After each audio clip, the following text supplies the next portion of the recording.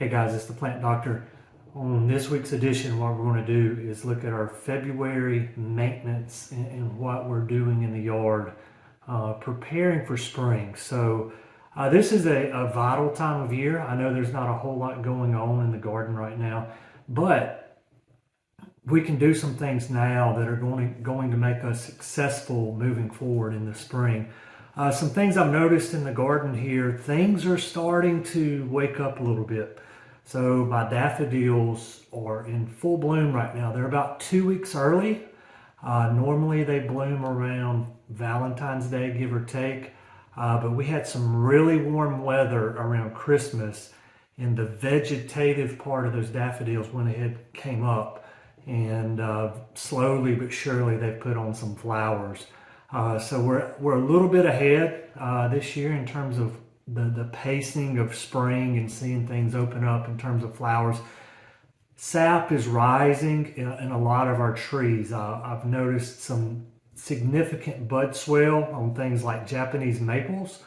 So they're starting to have bud swell. I've noticed I've got a saucer magnolia in the yard, and those floral buds are starting to swell as well.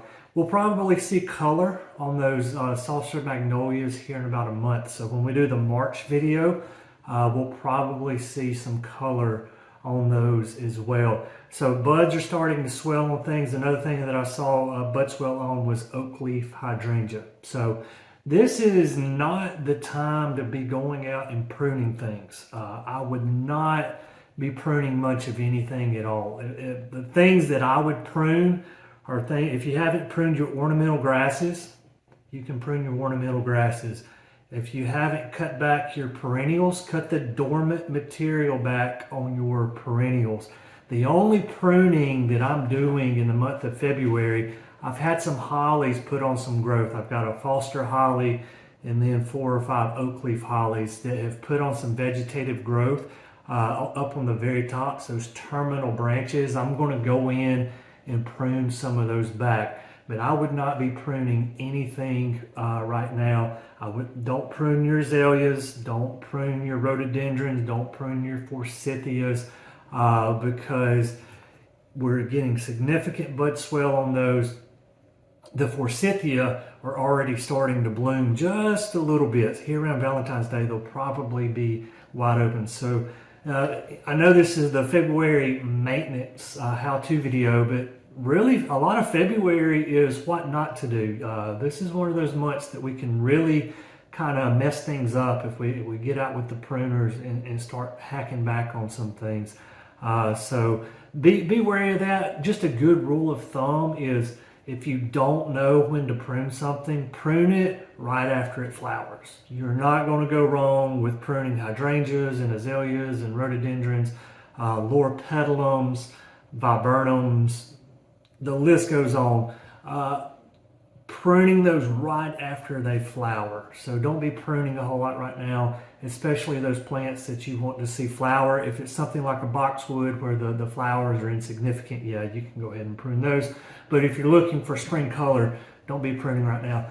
In terms of turf maintenance, what am I doing with turf maintenance? This month I'm putting out my pre-emergence. I'm going to be putting down prodiamine.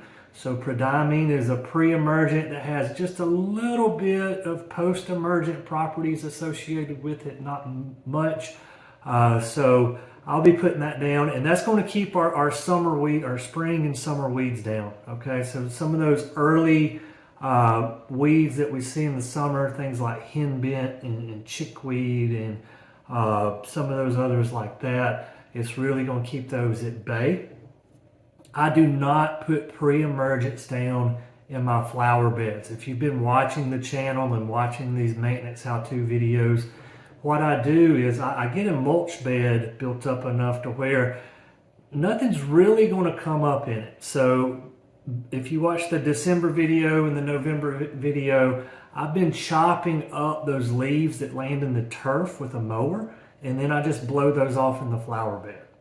And so I've done that in the December and January video. I showed you I started putting down some pine straw on top of that.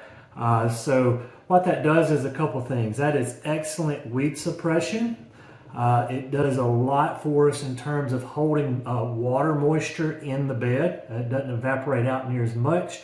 And it's adding a natural fertilizer. I put very little, if any, fertilizer on my shrubs as well, because that natural decomposition of the leaves and the pine straw are supplying more than enough nutrients to the plant to allow them to grow the way I want them to grow. I'm not against using chemicals. They have their place, but I am a fan of not always relying on them all the time. If there's methods that we can use to reduce the use of the chemicals, I'm going to try my best to do that.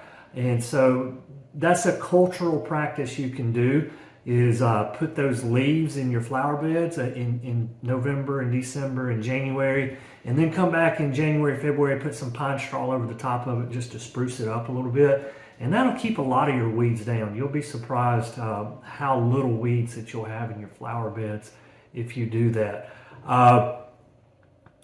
Other things that I'm looking at in the yard is I'm really just keeping an eye out for things that are going to start blooming, and just make sure that, if we have a hard freeze or something, I may put some old bed sheets over shrubs or something like that to keep them from those buds from freezing at night. But other than that, there's not a whole lot going on in the garden in terms of what we're doing. One other thing that I will mention is this: if you want to transplant plants, I've been transplanting some stuff here lately.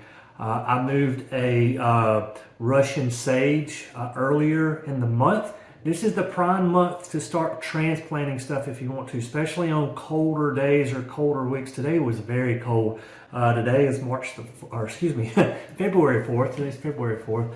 And I have moved some stuff around in the yard, so it's like 31 degrees today. There's very little metabolic activity going on in our plants right now. So make sure you get a good, nice root ball, and you can easily transplant some perennials, things like hostas and echinacea and black-eyed Susans and Shasta daisies. Dig those up, move them around. You can divide them out. February is a great month to do that. Don't wait till March and April, because they're really going to start to be waking up at that point.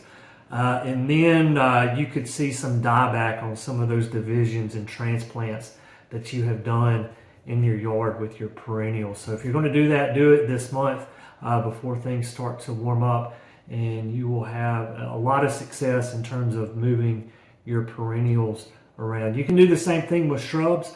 But shrubs, you need a really wide root ball, okay? So get out past the drip line. So if you're like transplanting a dwarf Yopon holly or loropetalum, we're not as concerned about going deep to get roots. You want to go wide. You want to go up past the drip line of the shrub, get as many roots up as you can, and move that plant and put it where you want it, and then you're good to go.